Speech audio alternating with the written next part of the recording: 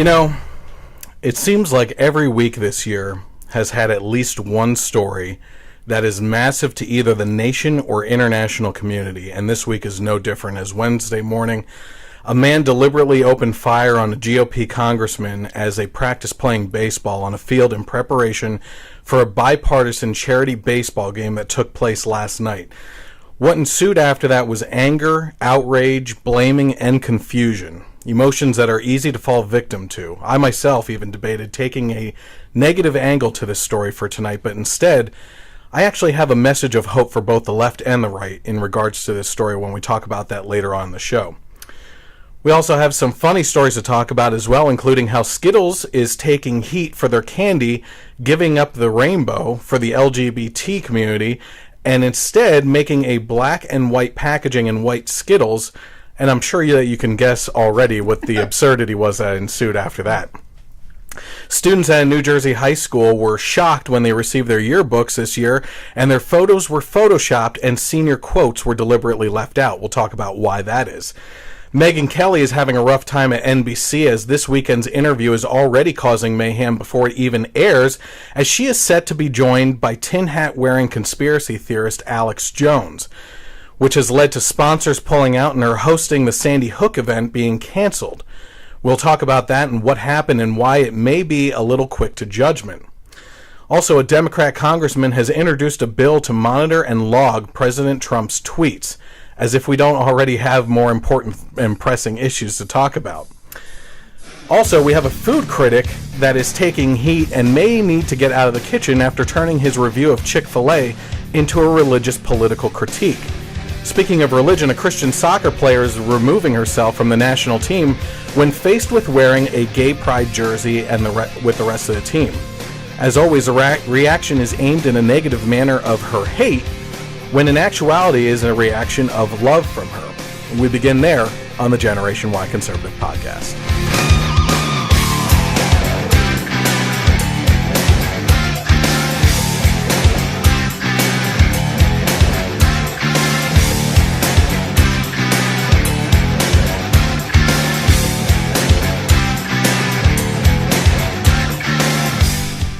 Hey everyone, welcome to the Generation Y Conservative Podcast. I'm glad that you could be with me tonight. Actually, us tonight. My guest again is Mike. He's back again. I don't think he leaves. I took a week off. Yeah, took a little break. That's right. He enjoyed Matt getting attacked by moths and bugs last week.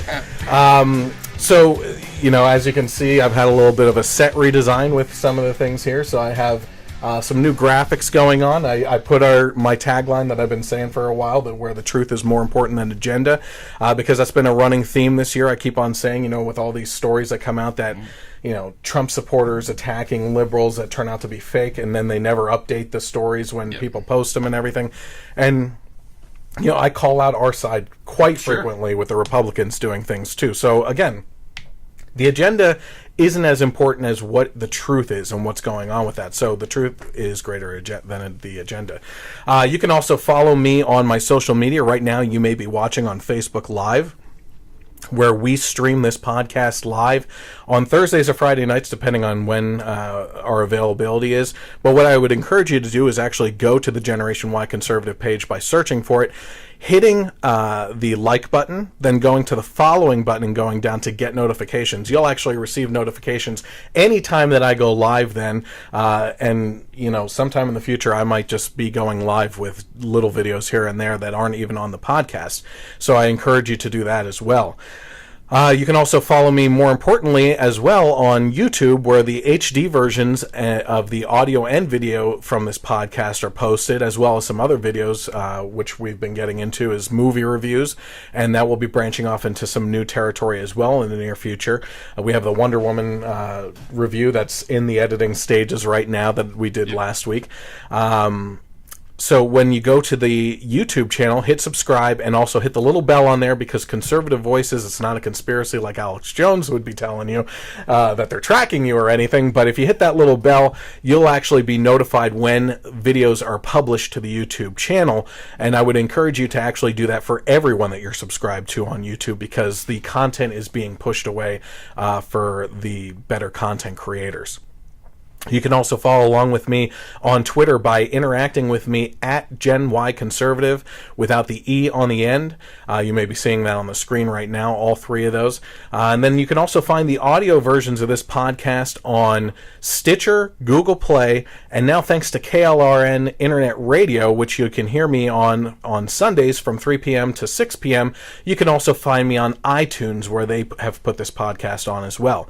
So, each month we've been spotlighting charity since the podcast started, and this month is no different. We have been spotlighting a charity called Truth for Women.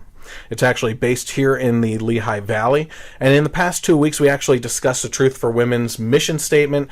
We also gave statistics on sex trafficking, which is what they do. They help out sex trafficking victims and women of abuse and that nature. And also ways that you can host a gathering at your home, work, business, or church to find ways to help out. There's different levels of doing that. Well, tonight, I want to actually focus on how businesses can become a partner with a monthly donation and what that helps with. So if you were to donate toward the transport, this is a name for that portion of it, a $30 monthly donation provides transportation for one woman to the Truth home. The Care for Her package is $50 a month, will provide the basic necessities for one woman in the Truth home. Educate Her is $150 a month to provide educational and life skills resources for one woman at the Truth home. Nurture is $250 monthly, and that provides food and personal care for one woman in the Truth home. Shelter Her is a $500 a month donation, and that is shelter for one woman for the Truth home. And then the biggest package is Restore Her, which is $1,250 monthly, and that will actually provide an intensive therapeutic environment through individualized recovery plan for one woman in the Truth home. Of course, it looks clear that the amount of donation to this foundation, any amount, is appreciated, but you can also learn more about donating and volunteering by visiting www.truthforwomen.org. So how have things been? Been good. All Spend right. time with family, work, So, but glad to be back. Good. Well, as I mentioned, we have a lot of stuff going on right now. So a Christian soccer player is refusing to wear a gay pride jersey and withdrew from the national team. So this Christian soccer player's name is Jaelene Hinkle. She's withdrawn herself from the U.S. soccer team after it was announced that the squad would be wearing rainbow-colored gay pride jerseys in their upcoming game. The star proudly declares Colossians 3:23 on her Twitter, which says, "And whatsoever ye do, do it heartily as to the Lord and not unto men. If you live for people's acceptance, you'll die." No, this isn't part of that, but if you live for people's acceptance, you die by their rejection. The tagline also notes on her profile. Hinkle also notably converted a gay pride logo into a celebration of the cross on Instagram the same day that the Supreme Court ruled in favor of same-sex marriage in 2015, while sharing her opinion on the decision. And I thought that what she said was actually great, so I'm just going to quote her directly. She said, "Jesus didn't come to save those who already believed in him. He came so that the lost, rejected, and abandoned men and women would find him and believe. I believe with every fiber in my body that what was written 2,000 years ago in the Bible is undoubtedly true. It's not a fictional book. It's not a pick and choose what you want to believe. You either believe it or you don't. This world may change, but Christ and his word never will.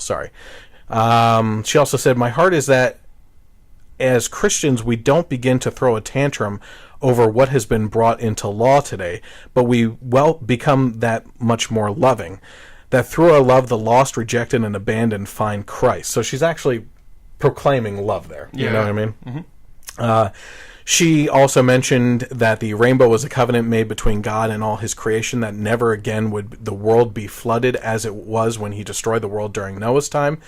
And what you're actually finding is that most people who are supportive of the LGBT community that see this type of thing, something like Christian businesses that refuse to take part in wedding ceremonies and other clashes as rooted in hatred towards the LGBT community. I mean, as soon as you hear about, this young woman doesn't want to participate in soccer because she would be forced to wear in that game a colored jersey. You're a soccer fan, yes, right? I am. So and I actually saw them, and it was it looked like it's just the numbers.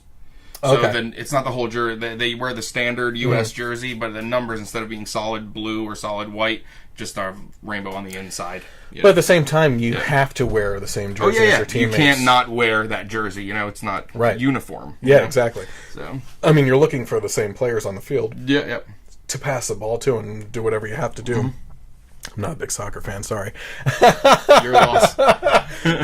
American football is what I do. But anyway, so a lot of people on the left, or even it's in regards to support of the community. Yep. The way that a lot of people see this is, this woman just hates gay people. She hates the LGBT community, and she just thinks that all these things, they come out with all these horrible things that they say about any Christian or religious person who doesn't feel the way that they do, and they root that argument in the word hate, that they hate these people, right? Yep. But I always argue differently on that, and the way I put it is that the people that make these decisions, they what they're doing is they're deciding against going against their principles, right? And their principles are rooted in the Bible, in the Word of Christ, or of God. And it's kind of like a father situation of any relationship, right? So our kids aren't going to do, or they shouldn't be doing things against what we say, because they love us, they respect us. In some cases, rightfully so, they fear us. For guiding them in the direction that they should be going and everything. So I always argue that this is more of a relationship of love for Christ, that these decisions are being made. But I always also say that it's very hard for those who don't believe in Christ and those who have no faith in religion to understand these comparisons. It's actually hard for them to understand, because when it comes to faith, it's larger than these types of comparisons, right? But one thing that some of the things I point out is, like, it's kind of like forcing a vegan to go out and slaughter an animal and eat it, right? Now, it's not supporting this community isn't like killing something, and I'm going to explain how that is. It's also like telling a nature photographer, videographer, to go out to a deforestation area and cover it in a positive light to put into a National Geographic magazine or something, that they're doing great things, right? Yep. And again, none of these situations are comparable, because it's almost impossible to compare these types of situations. But what it does is it shows a person going against what they believe are their principles, right? That they don't want to do those things. Do you have anything on that? I would even, if you want to take something that is a little bit more comparable, what if there was, it's pretty widely known that in the Islamic world, homosexuality is frowned upon. Yeah, they only throw you off a building. That's all. Yeah. So if there was a Muslim player who had this issue and recused herself from the team, whether it was permanently or for the game, would there be this, like, backlash from the left? No, there wouldn't. There's even been videos of people going into Muslim bakeries and ordering LGBT wedding cakes and them getting refused, and still nothing's made. Yeah, no big deal. Yeah. No religious liberty laws are unconstitutional or whatever. And I think we've said this before, Christians are easy targets in this country because we aren't going to kill you over a difference of opinion. And, which is exactly what that situation you're risking. Yeah, you're risking, I'm not going to say that they would do it. We're not assuming. Yeah, not assuming. that should be right here. That's going to go right there. They've even... this comes down to me is, it's her choice. Yeah, that's all, and she has the right to make her choice, and it doesn't seem like she's coming from a hateful place. Just like if a Muslim made the same decision, we're not saying that it's wrong that they don't get the backlash. We're saying it's wrong that Christians are getting the same backlash. You know what I mean? Yeah. So they've even I saw a story on, I think it was Real Sports, where there's certain high schools that are creating additions to uniforms for Muslim students, like hijabs, like made by Under Armour, that match the colors or anything. No, of course not. No, I don't have a problem with that at all. But they're basically interjecting their religion. Is that a word? Interjecting, I think. Yeah. Their religion into their uniform, and again, no problem. You Yeah. know what I mean? That's my biggest gripe with these kind of stories. Like, there was the story this past week too of Bernie Sanders questioning for the guy. I don't know if you saw, like, I was about podcast last week. Yeah, I think you liked the comment of mine that I was like, the point is the line of questioning is unconstitutional. Yes. Article 6, Section 3, the no religious test clause. You cannot. He wasn't asking, will your religious beliefs impede your ability to fulfill your role as a public servant? That's not what he was asking. Yeah. He was just asking if he believed what he believed, and then based on that answer, said that he voted no, which is completely wrong. And that, he said, I'm going to vote no because we shouldn't have. Yeah, this is not what the American people want. Yeah, they want us to take rich people's money and give it to poor people. Now, if it was a Muslim, yeah, I would let it slide. Yeah, but the point is, though, by him doing that, that opens the door for that questioning also to be asked towards Muslims or Jewish people. Absolutely. Or atheists, but he won't be doing it. Yeah, no, he wouldn't. But you know, it's the pot calling the kettle black. You know. Yeah, so. Absolutely. One other thing I would like to actually point out in this situation is also that you mentioned it. She's removing herself from the situation. She's not setting up a protest that they should all wear Christian uniforms in protest to this. She's not forcing her belief on the rest of them.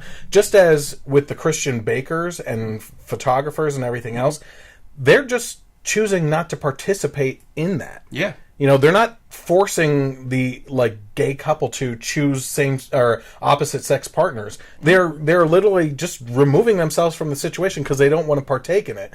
And there's a huge fuss thrown over it. And would she even really be that in the wrong if she did, instead of remove herself, protest it? Because, again, regardless of what the issue is, it's still like throwing politics into sports for no reason. You know what I mean? Like, it's... So, I mean, if there was, you know, some issue that the right supports being put as a badge on their jersey, I'm sure players would protest that this should not be. Should not mix with the sports. Just people would run out in the fields and completely interrupt it and not allow it to go on until they were torn off. Yeah. So it's just it's the hypocrisy of everything that is really what's upsetting about stories like this. Absolutely. So speaking of religion, a food critic says you shouldn't eat Chick-Fil-A for political reasons, but it was the responses that ruled the day.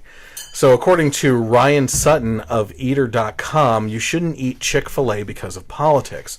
The review posted Friday bashed Chick-fil-A for its stance on same-sex marriage and lack of progressive values.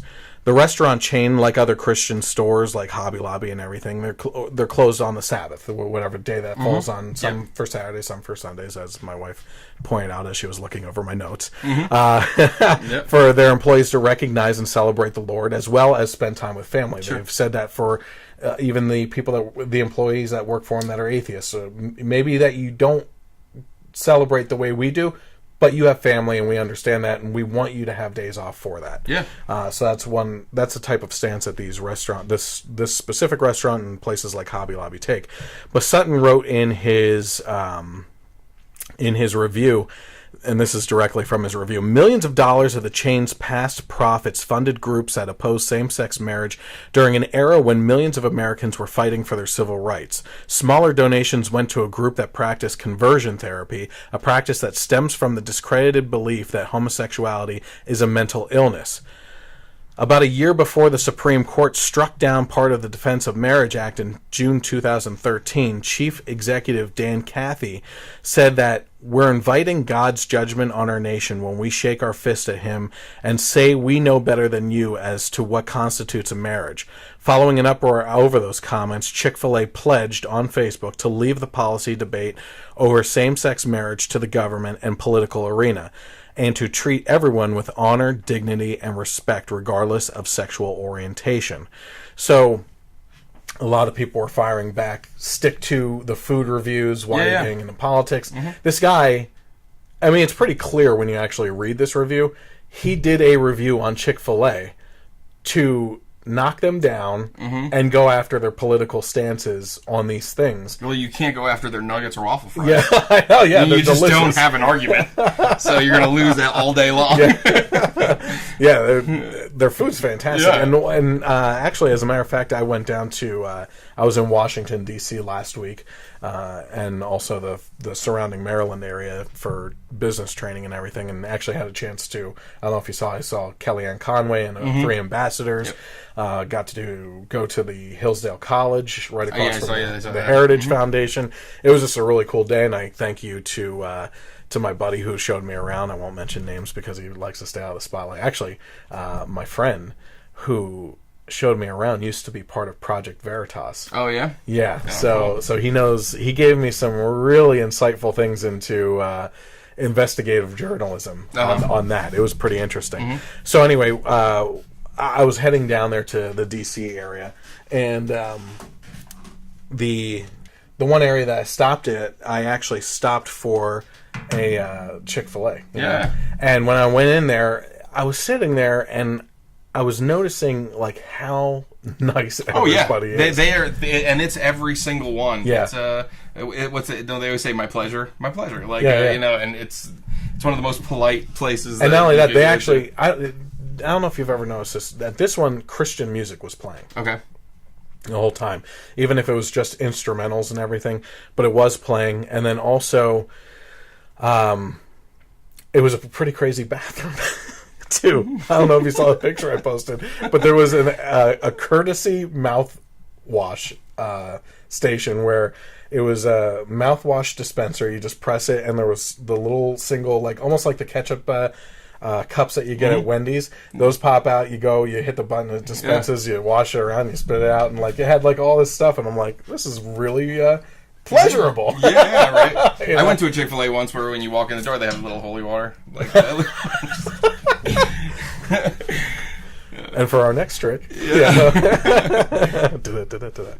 I was a Family Guy. Yeah. So yeah, I thought that was pretty interesting because this guy, again, he obviously just had a bone to pick, and chose this outlet to do it. And to be honest with you, the reactions, you can look them up online. I actually didn't put anything down in here, but people were just ripping him apart. I think even people on the left were like, a little too far. You know, it's you're trying to prove something. The biggest thing about that is it's the wrong outlet. You know, don't come out and say you're doing a food restaurant review, and then that's what you're doing. I mean, if a company is, now regardless of politics, but if a company is taking their profits, putting it towards things you don't agree with, then you have every right to not give your dollars to that organization.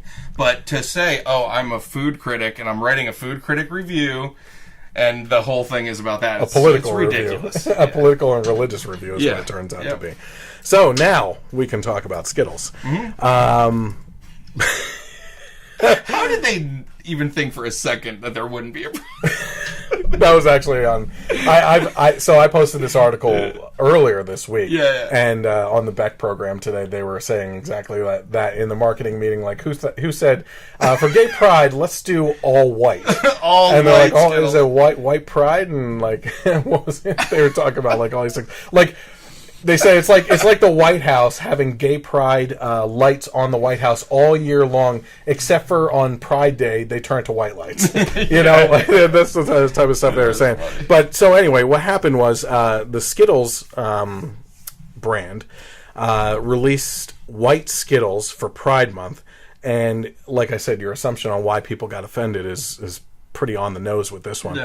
Skittles, the display for the candy as well as the wrapping was all in black and white, and some people on Twitter actually likened it to the one Twitter user said, it's not that I take offense to it, but I feel like I want to color it, like it's a coloring book, you know, because it just looks that way. It's just completely like ready for you to color in. It's not done. No, exactly. So the packaging and the display read, quote, during Pride, only one rainbow matters, so we've given up ours to show our support.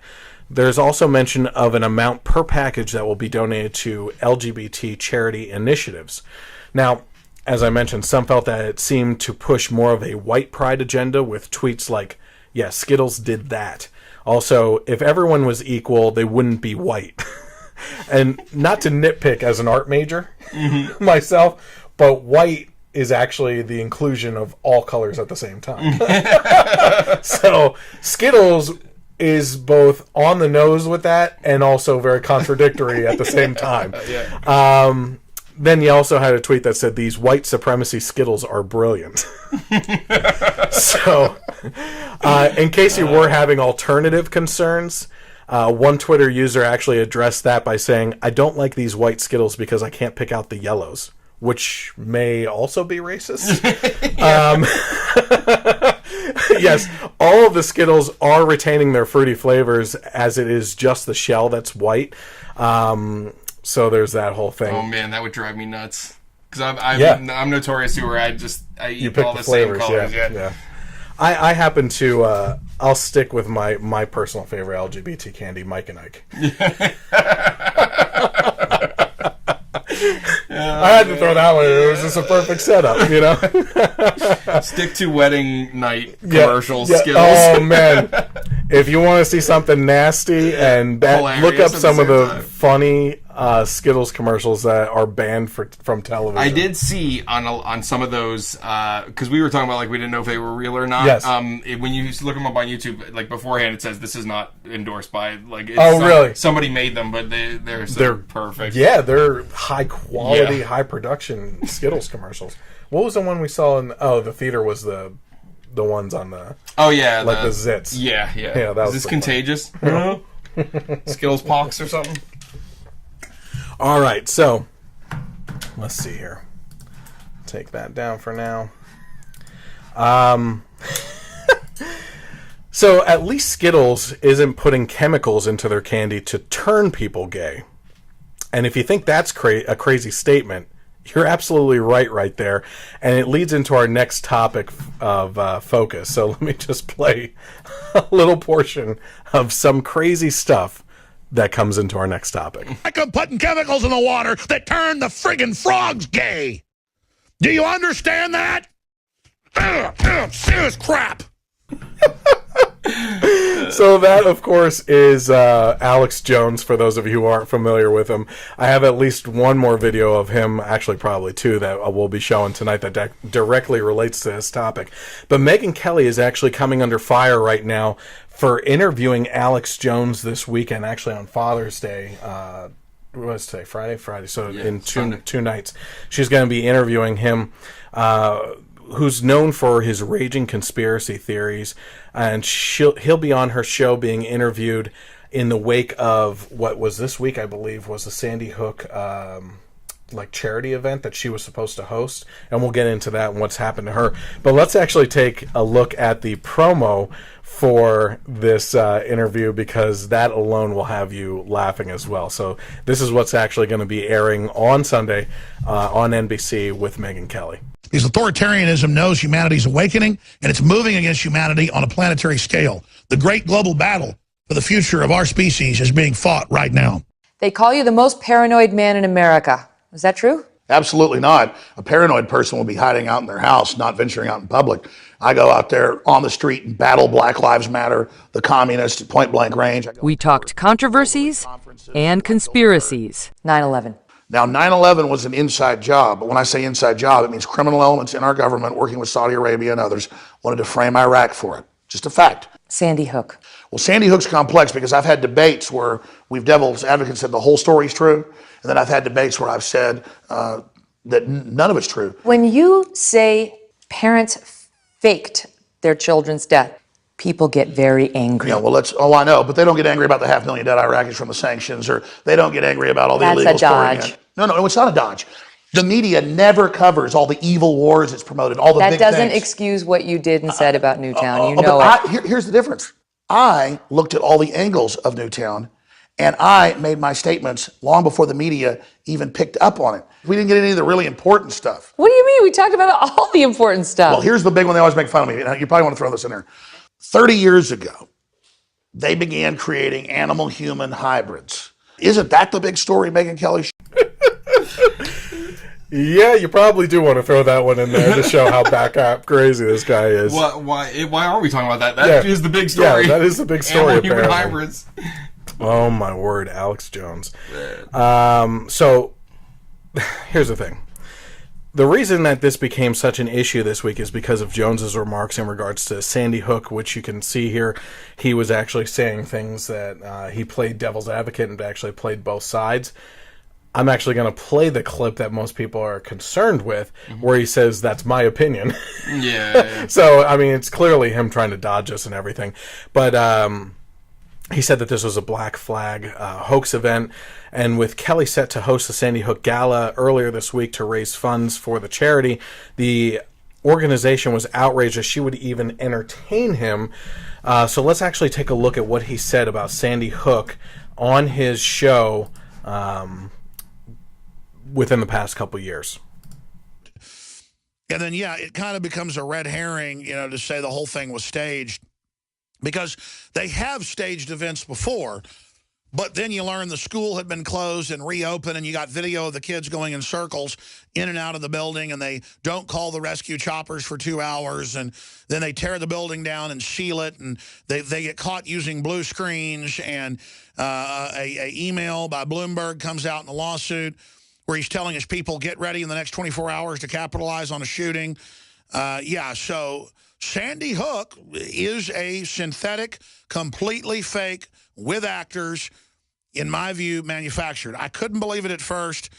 I knew they had actors there, clearly, but I thought they killed some real kids. And it just shows how bold they are. That's pretty amazing. You know, first of all, like, How this guy bold is they are? so off his rocker. It's unbelievable. Yeah. And yeah, there's a bunch of things that are upset with Megyn Kelly right now. I think unjustifiably, to be honest with you. And I'll get to why I believe that is. But you know, here he's saying that they were using blue screens and actors, and I thought they at least killed some real kids and everything. It's like, It's just you know, some of the people that are upset with Megyn Kelly entertaining him on the show for this interview are the parents of the children that were murdered at Sandy Hook, and you know, understandably so, they would be upset. They're saying, he's saying that those kids don't exist. Yeah. You know, they were just actors. Here are families that are torn apart. I think I've said it before in regards to other things. I wouldn't know what my life would be like with that empty space where a child of mine used to be. Yep. So that's something that these people have to live with forever, and my heart goes out to them. But after the promo came out highlighting that she would be discussing Sandy Hook, the organization actually disinvited her as the host of their event. And they said, Sandy Hook promises... Oh, I'm sorry, that's the name of the organization. Sandy Hook Promise cannot support the decision by Megyn or NBC to give it any form of voice or platform to Alex Jones, and have asked Megyn Kelly to step down as our Promise Champion Gala host. And this is coming from Nicole Hockley, co-founder and managing director of Sandy Hook Promise. Kelly responded with, I find Alex Jones' suggestion that Sandy Hook was a hoax as personally revolting as every other rational person does. It left me and many other Americans asking the very question that prompted this interview. How does Jones, who traffics in these outrageous conspiracy theories, have the respect of the President of the United States and a growing audience of millions? President Trump, by praising and citing him, appearing on his show, and giving him White House press credentials, has helped elevate Jones to the alarm of many.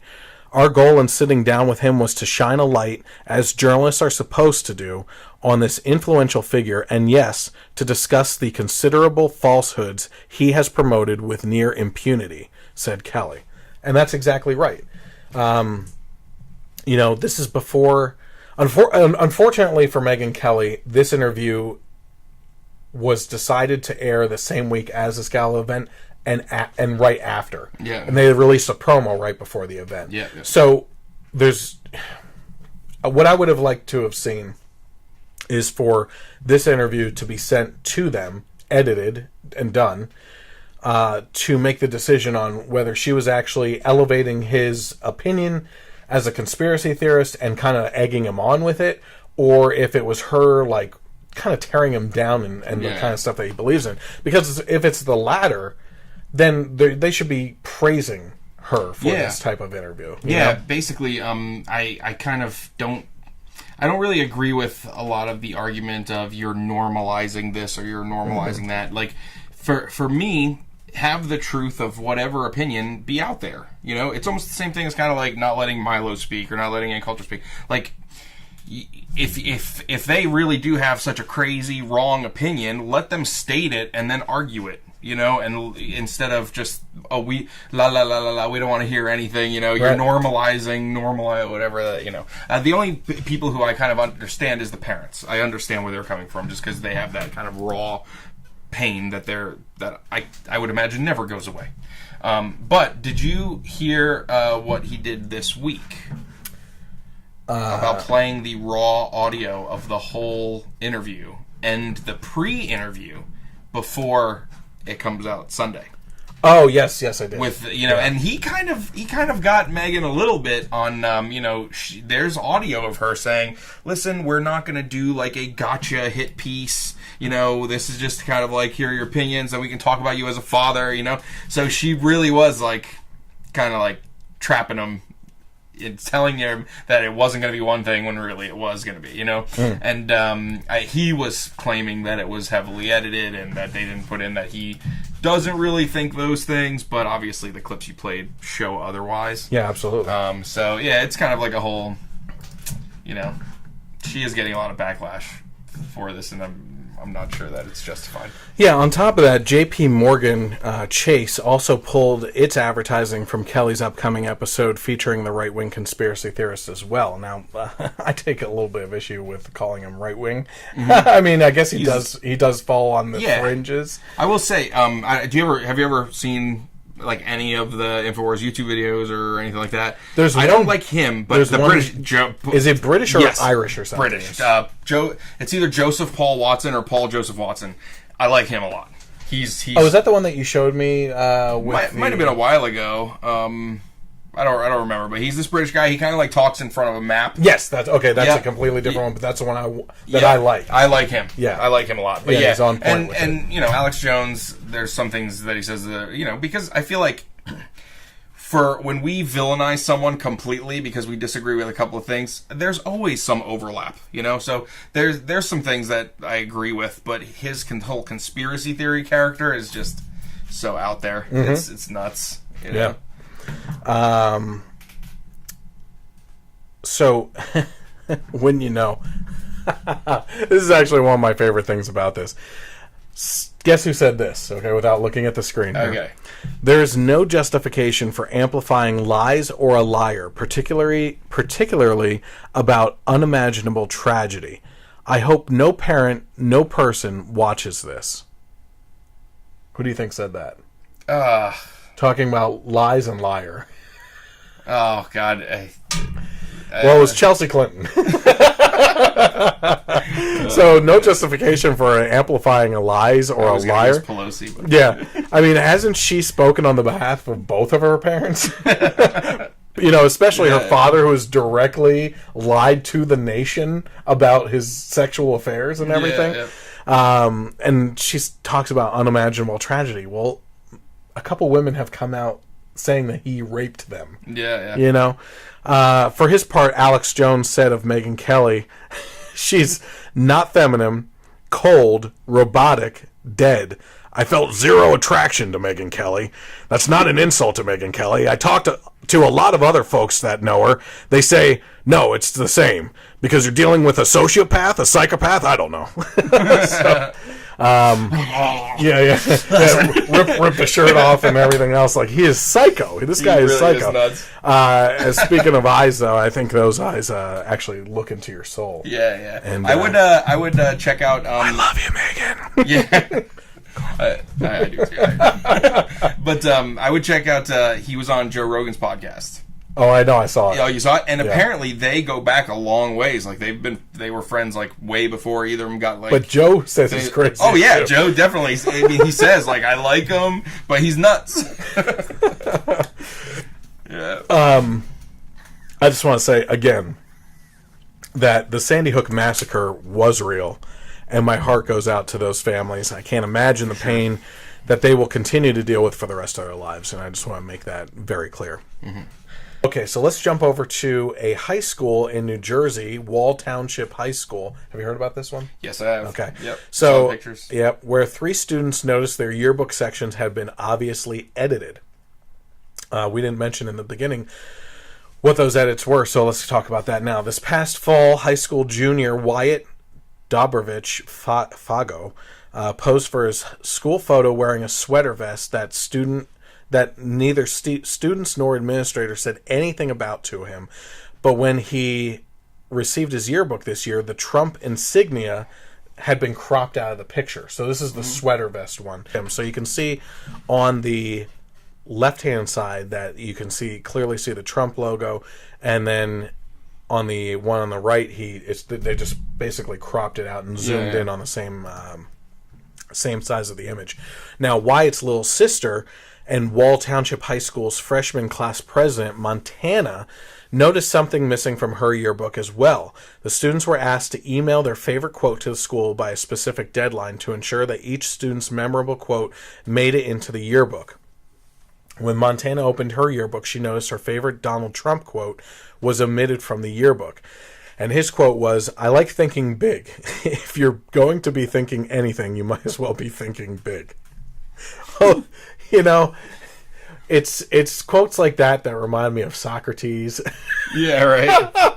Like, come on. Yeah. First of all, there's arguments to be made on both sides that kids in school don't really know, and it's more their parents' influence on things. Mm-hmm. But at the same time, you listen to Donald Trump's quotes, it is kind of a grade school level of saying. So they could very well be connecting to it and everything.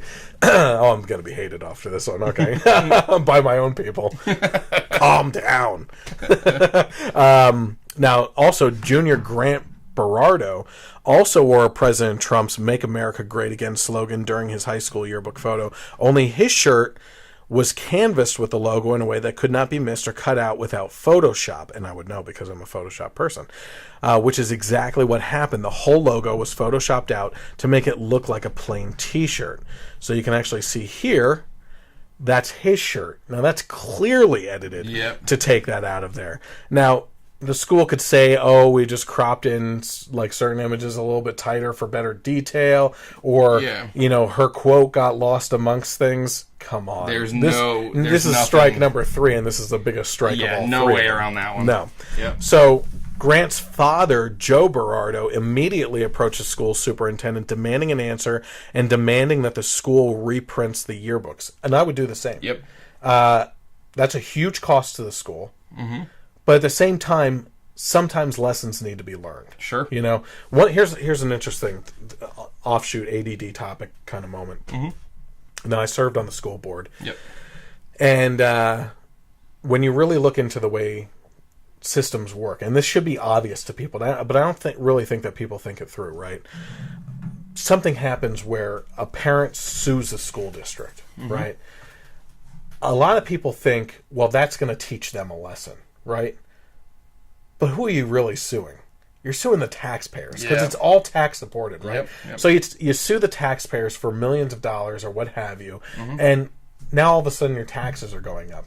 And I'm going to tell you something. The administrators and everybody else involved in it didn't learn their lesson because it's not coming out of their pocketbooks. They don't have to play around with the budget. They just have to increase the taxes to everyone else around you. So it's really dangerous because I honestly don't know what the answer is to those types of situations, how to make your point, besides like, I don't know, boycotting or protesting in a way that demands the firing of people in positions there. But then you have unions get involved, and that's the worst part of the public school system.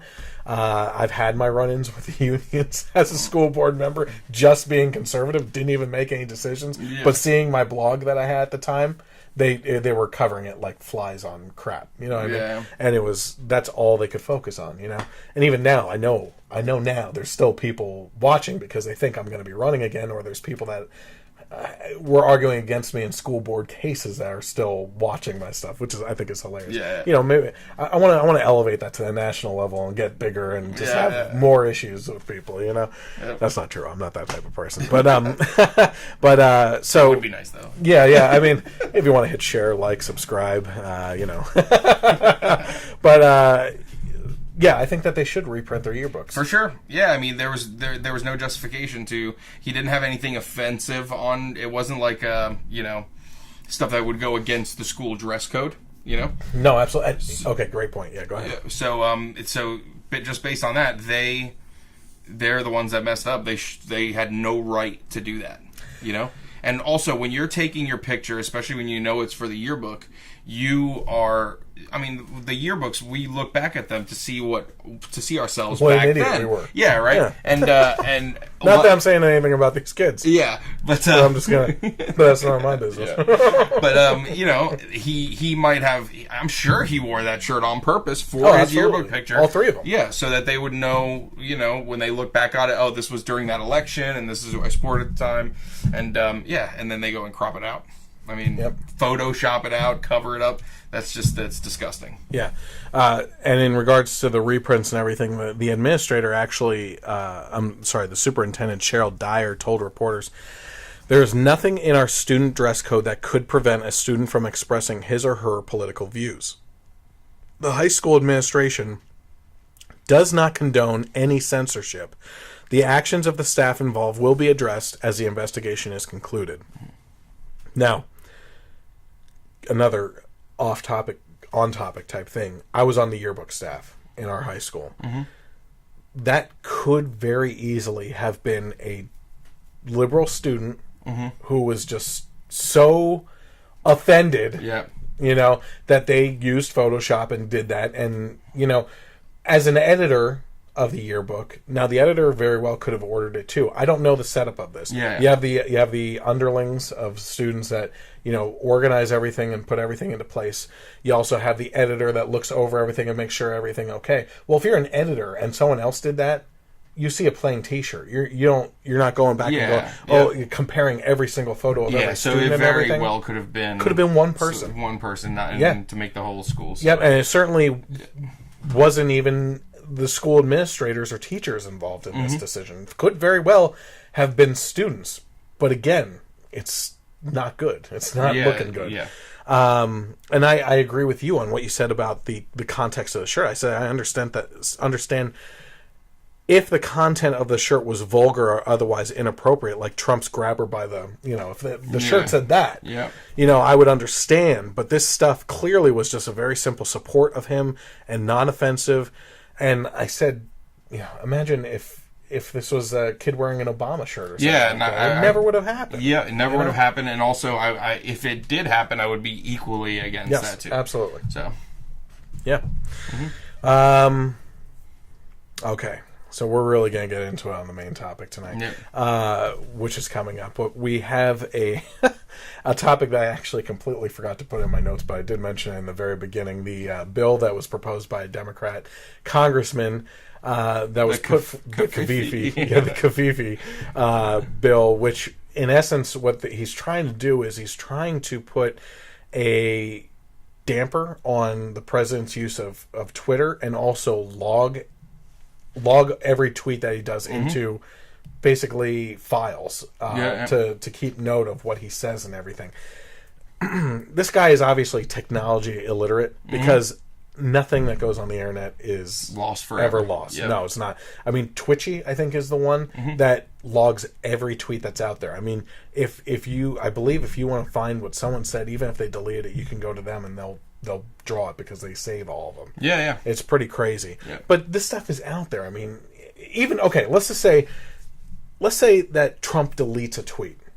How many liberals have shared that tweet and said something about it by the time he would have even gotten to deleting that tweet? You know what I mean? So this guy, again, it's kind of like what I said. We have congressmen here that are focusing on these stupid things. Yeah. We just had the whole thing with Comey and his testimony where he said Trump was never under investigation for Russia, isn't under investigation for Russia. The news reports out there are definitely are fake and fabricated.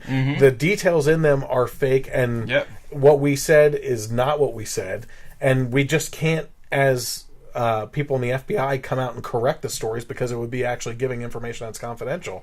So all these things are happening, and it's like, it's just all piling up. You have the media and these politicians that are all focusing on the wrong things, while the country has been falling apart for more than a decade. Okay, it's not just Obama. I have plenty of things to say about Bush too, but they're focusing on stupid things like his Twitter use, which I think should be put under control by someone else too.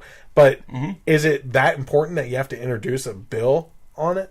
No. I mean, it's, on one hand, I kind of think, okay, the main idea is that all of the president's, writings and legislation and things like that should all be public record. So he's saying that what he's tweeting to the American people should also be public record, which I kind of see. It's kind of kept keeping the laws up with the times of technology and everything.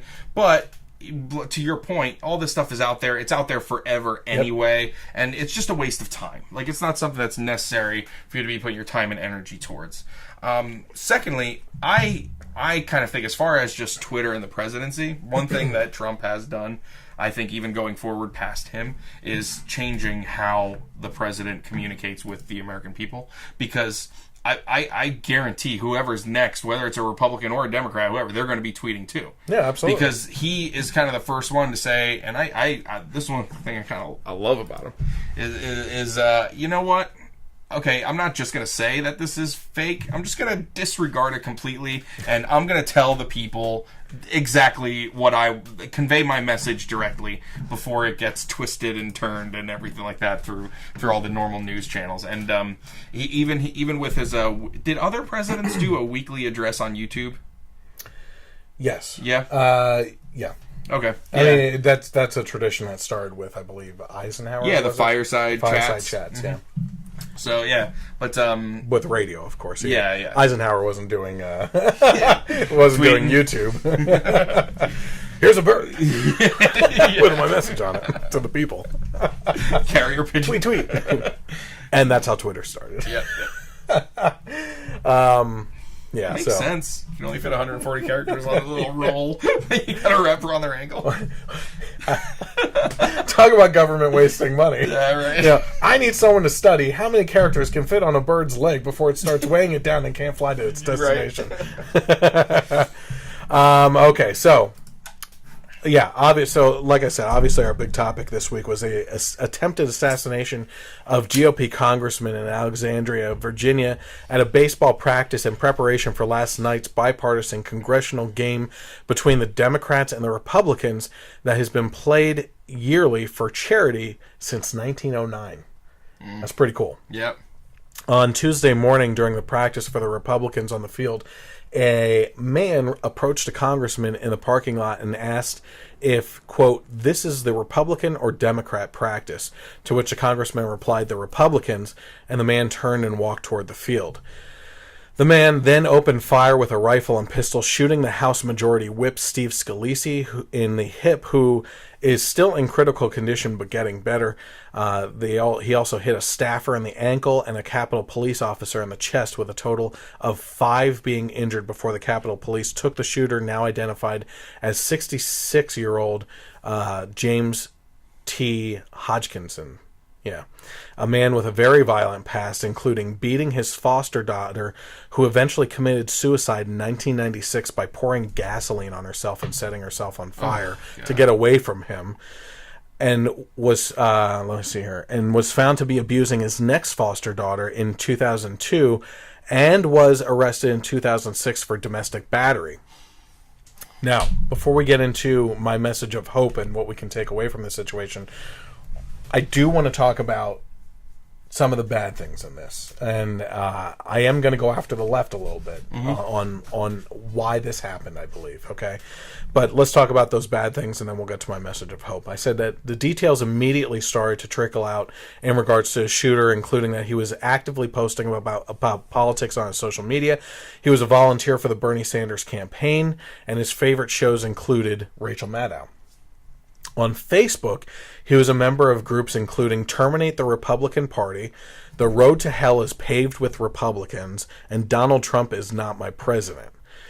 Now, I'm going to go over a lot of examples here, so buckle up, because Nancy Pelosi just was asked first of all, some of the Democrats, including at the game, came out really in support of unity. You know? Yep, I actually heard quotes from Democrats and Republicans saying, this has to be a wake-up call to get rid of the vitriol that we have, as far as like, hey, it's okay to disagray. Part of my message of hope. Yep, sorry. No, it's okay. But Pelosi was one of them that said it. Yeah. Steny Hoyer was another one. Bernie Sanders had something to say, although we are going to point out previous things that he said that kind of contradict this exact statement.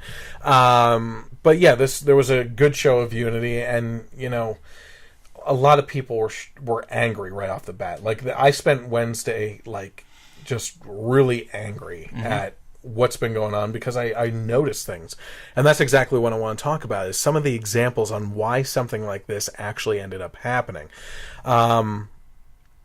This comes on the heels of multiple events done and spoken by the left since President Trump took office, including, get ready, for more than 8 years, every time there's a violent incident, the media immediately jumping to the conclusion that this must be a Tea Party member, when none of those have ever, and I underscore that because you can look for them, have ever panned out.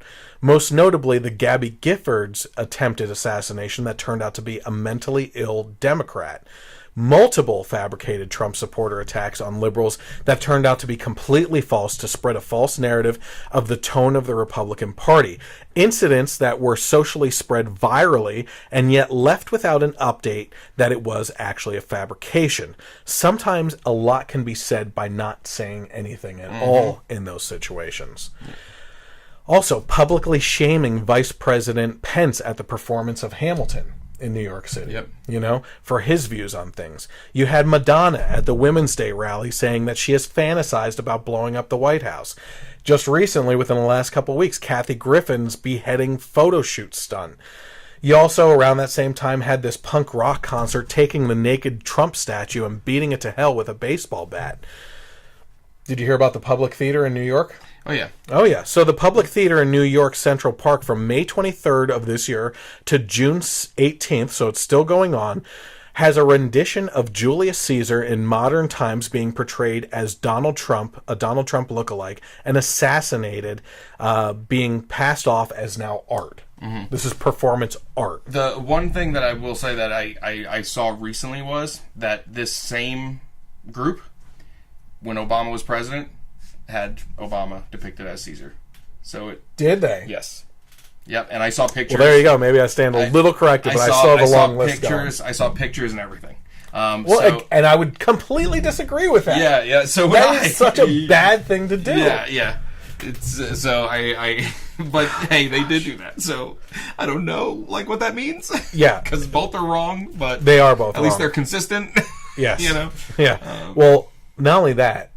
What's disgusting to me is the standing ovation that was given right after the assassination of Trump in this one by the crowd of New Yorkers. Yeah. I'm sure a lot of New Yorkers weren't too thrilled when it was Obama. Oh, yeah, no. That's surprising. Yeah. I wonder if there's a video of that. Yeah. I saw at least I saw a still photo, but I'm sure there was video too. That's disgusting. It is, yep. Yeah. You also have speakers at colleges like Milo Yiannopoulos, Ben Shapiro, Ann Coulter, Steven Crowder, and Dave Rubin, who, and I said speakers, I didn't say right-wing speakers, because Dave Rubin is not a right-wing person, being protested, shouted off stage, or completely canceled because of violent riots outside. So where exactly is the free speech in this community?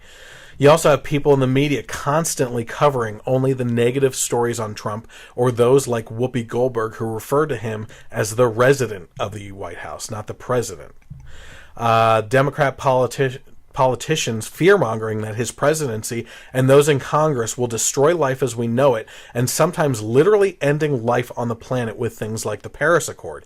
Even Bernie Sanders, who the shooter volunteered for, responded to this most recent event with, I have just been informed that the alleged shooter at the Republican baseball practice this morning is someone who apparently volunteered on my presidential campaign.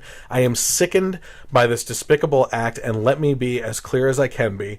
Violence of any kind is unacceptable in our society, and I condemn this action in the strongest possible terms. But that is a far cry from how he politicized and fundraised after the Gabby Giffords shooting in 2011 by blaming right-wingers and Sarah Palin for the shooting before it became public that he was a Democrat that actually shot. This is what he said back then. This horrendous act of violence is not some kind of strange aberration for this area where it appears threats and acts of violence are part of the political climate. Nobody can honestly express surprise that such a tragedy finally occurred. In light of all this violence, both actual and threatened, is Arizona a state in which people who are not Republicans are able to participate freely and fully in the democratic process? Have right-wing reactionaries through threats and acts of violence intimidated people with different points of view from expressing their political positions? So that's Bernie Sanders right there, politicizing and actually use that to fundraise for the Democratic Party or even himself. I'm not sure. If since the Gabby Giffords, attack happened, his heart has changed and he has evolved his position into what it currently is, what he said with what happened on Wednesday, great. But I think it's far more likely he's just being a hypocrite. Yeah, absolutely. Well, let's keep on going. Hollywood influencers like Joss Whedon, Chris Evans, Scarlett Johansson, Mark Ruffalo, Josh Gad, Matt Damon, and everyone else, and Susan Sarandon and everything else. Even the creator of HBO's show The Wire, just the day before the shooting, had tweeted, "If Donald Trump fires Robert Mueller and is allowed to do so, pick up a GD brick. That's all that's left to you." And any other celebrity that has used their spotlight to say absolutely disgustingly hateful things about the right in general. How about liberals on social media for years have been calling for love and tolerance? The ones that even today are saying we need to defeat terrorism with love, but suddenly believe very strongly in the word hate in regards to President Trump and praise things like this Julius Caesar performance that earned that standing ovation. Even responses after this incident tell a story of the hateful dark hearts here in America. Marcos Melissas, founder of the Daily Kos, or the Daily Cuckoos, I think is what they call them, tweeted, "Republicans are getting what they want." Malcolm Harris, who writes for the Washington Post, the New Republic, Salon, and the New Inquiry, tweeted multiple vile tweets like hearing quote David Duke without the baggage, end quote, Steve Scalise is stable, but a lot of Americans die from hospital error, so keep crossing your fingers. And he also said if the shooter has a serious health condition, then is taking pot shots at the GOP House leadership considered self-defense? As well as nope, nope, nope. You can't use respect for human life to defend GOP House leadership. That's just bad math. Now, he also had users like @It'sRealH tweeting, "It's a shame more Republicans weren't shot." @XSAD Cassie said, "No, I don't feel bad Republicans were shot at. Don't at me. I don't feel bad for people that I think should die." So these are the types of reactions that are going on after the shooting. So is it any wonder that with the tone of the rhetoric in America today, you can influence the mind of a deranged individual to believe that the world is ending because of these political characters? Even Jake Tapper seems to agree with me. So let's play a clip from Jake Tapper's interview with a Democratic congressman in regards to the political tone as I'm directly talking about. The shooter's Facebook feed was full of a lot of anti-Republican rhetoric, anti-Trump rhetoric, much of it reposted. He wrote, "Trump is a traitor. Trump has destroyed our democracy. It's time to destroy Trump and company. Also, Trump is guilty and should go to prison for treason." To be frank, it's the kind of thing you might see on poster boards at a resistance rally. Do you worry that the left has gone too far in its rhetoric? Well, I worry that anyone would think that the way to express themselves would be through violence. And, the beauty of this country is, our protections of speech. And, sometimes we see from time to time on both sides, it turns into violence. And it should be roundly condemned, whoever the person is, whether they're a Republican, a Democrat, or an independent. It never should be tolerated to, move your actions from a belief to violence. But I guess the question is, if people are using rhetoric like this president is a traitor and the Republicans are treasonous and they're destroying the country and they're going to kill our people through health care and all this stuff, that might give the unhinged among you to an excuse or a target, as it were. Yeah, and I certainly hope that no one would be out there trying to incite violence. And I think what we can do tomorrow is show the country we're coming together. I was 20 years old as an intern when September 11th happened. I remember being sent home and then watching Congress stand on the steps and hold arms and sing God Bless America. And that's a moment I'll never forget. Today we went to the Capitol Visitor Center and prayed together, hand in hand. And I think there's more gestures like that we could do to just calm the tone. So that was Congressman Swalwell. Now Jake Tapper, to his credit, and it is CNN, not only asked the question about the tone of the rhetoric, but when he wasn't answered directly, asked it in a different way and tried to dig a little bit deeper. Swalwell, on his part, while what he's saying is true, was discussing, I hope people don't take to using violent means of expressing themselves.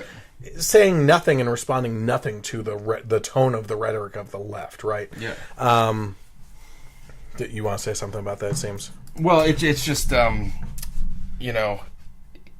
don't understand how they don't see the damage that they can cause, or the influence that they have, especially the famous, celebrities and things like that.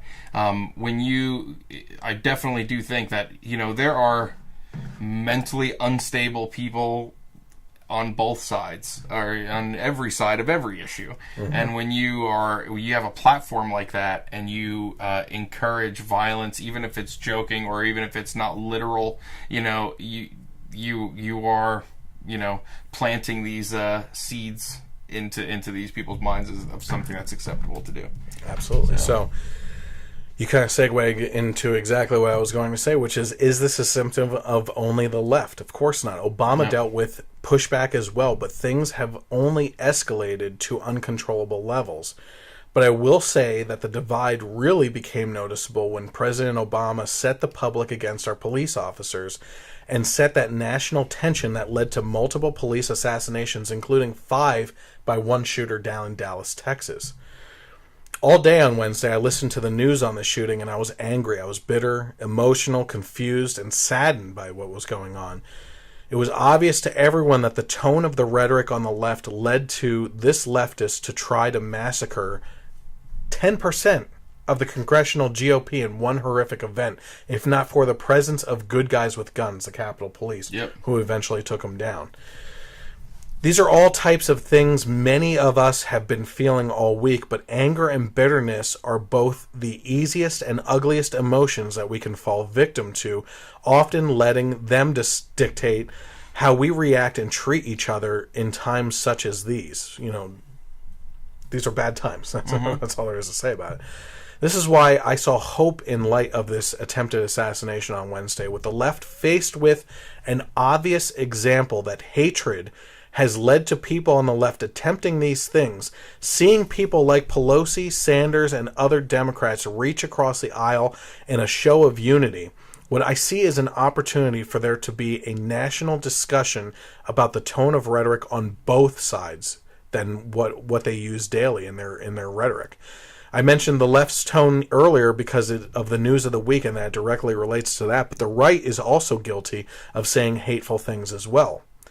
Maybe this is the time to change the direction of souls here in America and how we treat each other. It's a very tall order, and the odds of failure are against us, but isn't it worth the risk? Isn't it worth the shot to take to try and do something about this? Great example, and I've brought this up before too, is I was a very divisive character in my writing when I was writing politically about things, and would get into heated arguments that would always lead to mudslinging back and forth, right? Yeah.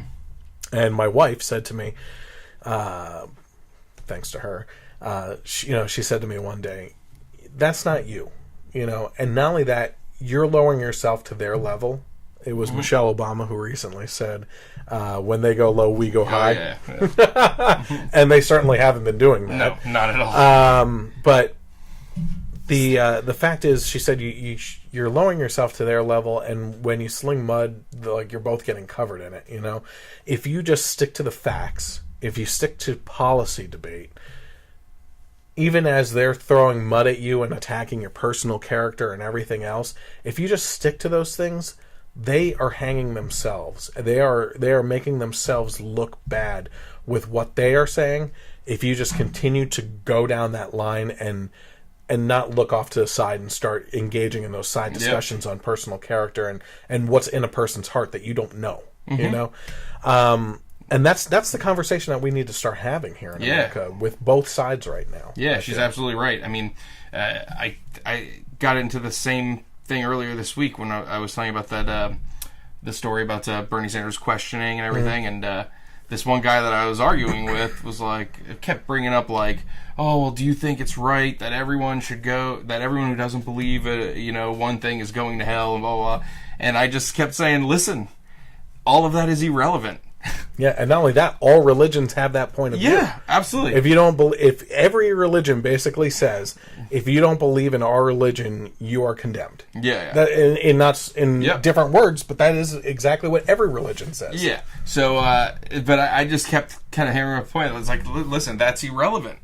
The only thing that's relevant is that him asking those questions was unconstitutional. It shouldn't have been asked. That's it. And there was no way he could argue. No. They hit a dead end with you. So, by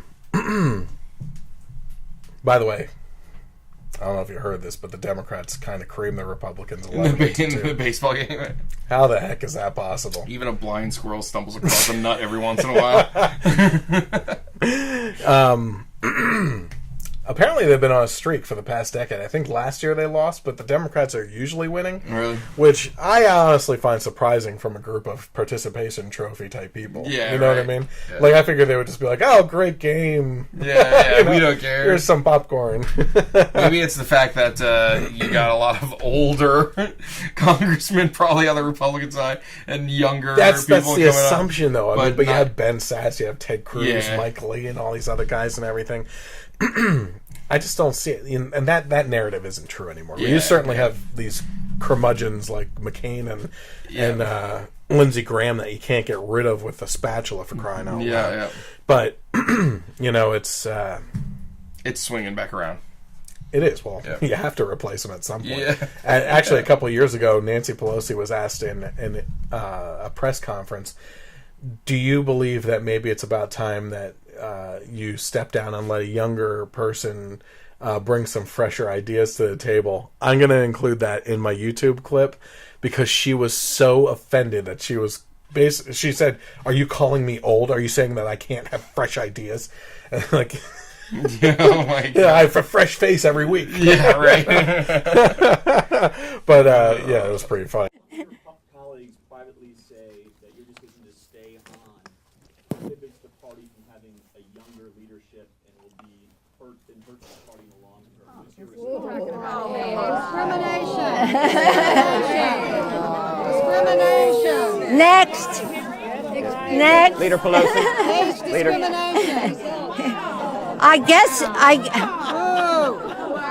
Oh, you've always asked that question except to Mitch McConnell.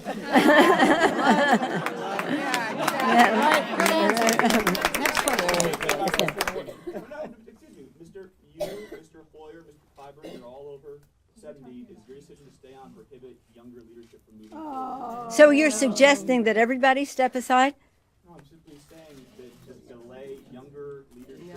I think that what you will see, and let's for a moment honor it as a legitimate question, although it's quite offensive, but you don't realize that, I guess. The fact is that everything that I have done in my almost decade now of leadership is to elect younger and newer people to the Congress. Actually, as a matter of fact, I was talking about like the funny nature of the baseball game and everything. I kind of noticed something else. This is completely off topic, and we're done with that topic. Yeah. Well, actually, do you have anything else to say about this? No, we covered it pretty well. I mean, it's just that, hearts go out to everybody that was affected. A speedy recovery for everyone that was injured, especially Scalise, and hopefully both sides can kind of use this as a turning point to kind of change the narrative. I hope so. Yeah. But what I fear is like 9/11. It's a temporary Band-Aid, and then everything goes right back down. It gets worse almost, Yep. doesn't it? And I felt so energized after 9/11 with the unity in the country. Oh yeah, the patriotism. It was amazing. And you go up to I just for the first time was up there this year at the memorial for the first time. Yep. And wow. I haven't gone through the museum yet. I really want to go through the museum. It's something else. Yeah, and it's just amazing to see the way that apparently at that point in time, even the subway was horrendous to ride on, right? Mm-hmm. Now, when we were up there, I was on the subway, and it wasn't too bad. Yep. But there were stories, and we don't have like things like... It's so funny because it seems like it was a long time ago, but it really wasn't for us. Yeah. We were freshmen in college. Well, I was a freshman in college. He's old. I was a junior. But I mean, at that time, there was the video that comes out of that is from people's camcorders. Oh yeah, because we didn't have smartphones. Nope. We had flip phones. First iPhone was 2007. Yeah, absolutely. It's crazy. So you think about that, but there were all these stories of like people breaking out in God Bless America on the subway all together. Mm-hmm. People talking with each other and holding hands and everything. It's just like amazing that tragedy can bring people together. It's just it's our hearts that break us apart again. Yeah. Even at the time, the Patriots winning the Super Bowl, they weren't a dynasty at that point. That was their first one, so nobody hated them. Everyone. My wife's a Patriots fan. Shut up. Yeah, my dad is too. But just thinking about that Super Bowl right after 9/11, that was emotional. And even that was Tom Brady's first playing too, right? Yeah, and year. They came out as they were the first team to come out as a team instead of get introduced individually and with the flag. And I was like, man, and even. I'm a Red Sox fan. I hate the Yankees with everything in me, but I think they won the World Series that year. It was it's like oh, New York, it's like everything kind of just and then it just goes back. And I do feel like it's going to be a very hard road to kind of to hope for unity, because even the day of and Thursday. If you watch like Rachel Maddow's show or MSNBC, they're not even talking about it. It's a ticker, and they're talking about Russia. Now I may be wrong, but I think Rachel Maddow said something about her tone, being something that needs to be addressed. Oh, she said it? I think she said it, which is a miracle in and of itself. Fingers crossed. Yeah. Well, it didn't, because what I heard was she addressed it at the beginning, and someone was like, "Oh, really beautiful words" or everything. But the rest of the show was all just back to normal. And again, I would think that would be the main story. I mean, you have someone that's trying to assassinate a ton of the leadership of one of the parties for political reasons. That's something that's on the news for days. Yeah. And it was just on the ticker on their channels. It's like, oh man, here we go. That's pretty sad. Yeah. So I wanted to say though, kind of a funny little side story before we go off. We really got into, over the past 3 years, it was America's Got Talent. Yeah. And so it just felt so long between seasons. I hate that. So we were like, well, I wonder, I started seeing clips on YouTube about Britain's Got Talent, right? Yeah. And they're either finished or almost finished. Mm-hmm. So we have Cody. Oh, yeah. And we started watching Britain's Got Talent.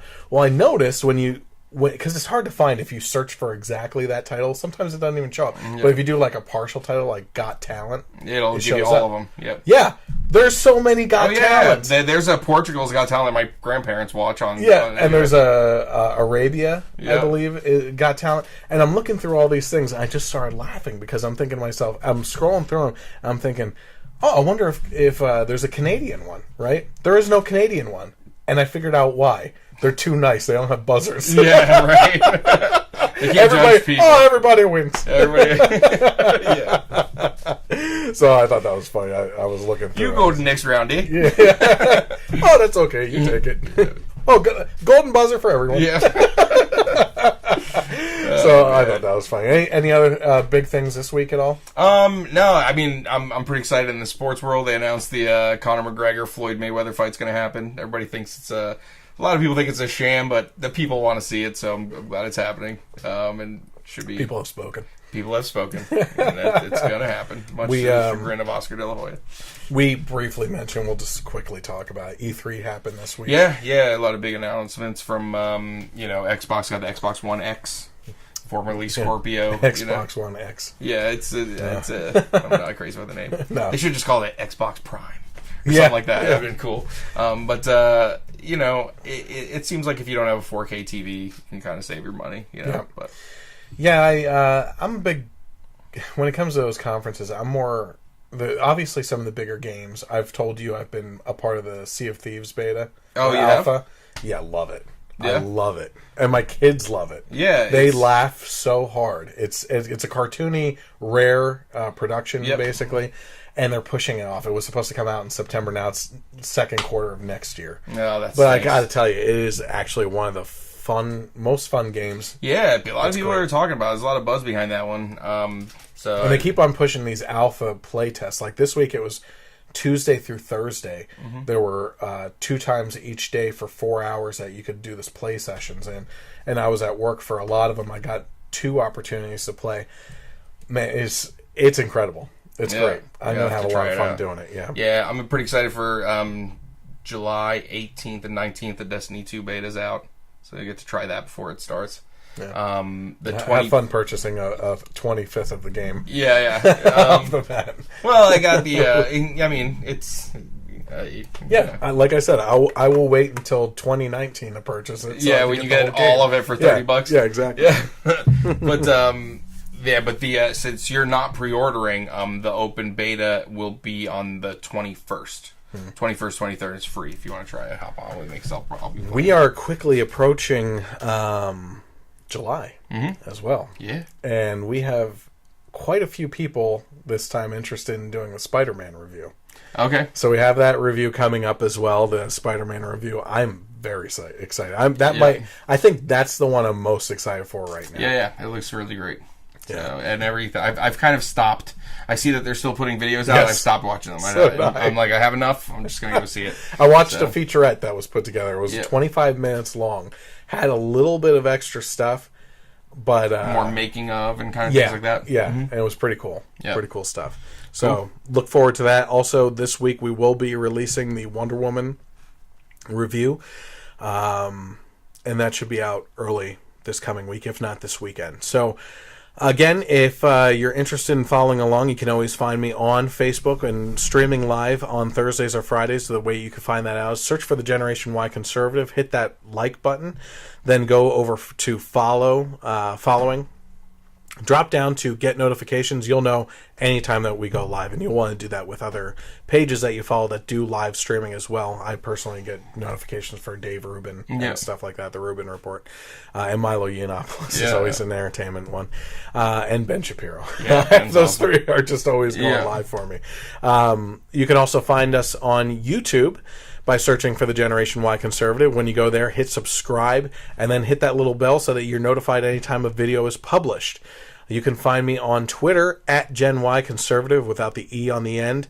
And I encourage you with all of those to share any of the content that you find interesting to get the message out there a little bit more, especially things like the live stream tonight. Get people involved. You can always, I forgot to mention at the beginning, but you can always get involved with comments or questions. Give your take on it, even if you disagree with us. I might even bring it up on the podcast while we're doing it, as long as I see those notifications going off. Now, I don't have my Twitter. I need to look at Twitter a little bit more while I'm doing this, but I have enough going on. I don't have a production team behind me. Yeah, right. So you'll also find this podcast rebroadcast on Sundays from 3 to 6 p.m. on the internet radio station KLRN, who also puts me on the iTunes, and you can also find this on Google Play and Stitcher as well. Once again, thank you to Matt, who always comes out here at god-awful hours late at night. Mike. Oh, did I say Matt? It's going on 1 o'clock in the morning. I'm sorry, Mike. Apparently, I don't come often enough. Well, he's just gonna fall asleep on the cot in the back anyway. Thank you to Mike, and he does a great job. He's one of the ones that I try to find the humor in as many stories as possible. And as soon as he did the first one, I knew he's just on the same level. We like finding the humor in him. So that was good. So thank you again to everyone else that tuned in and everybody watching and listening. Have a great night, and God bless America.